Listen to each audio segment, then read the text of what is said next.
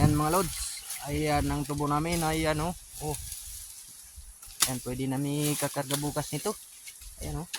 Yan kasama namin oh. Ang lakas, tibay. Hindi matatabla ng init. Ayan oh. Tibay, hen. Ayan mga lods. Oh, kita nyo? Ang lawan nito.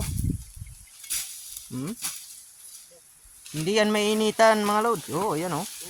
Lakas pa yan. Binata pa yan. Naghanap ng 6 niyan. Oo. Kung sino available dyan, pwede pa yan. Ayan oh.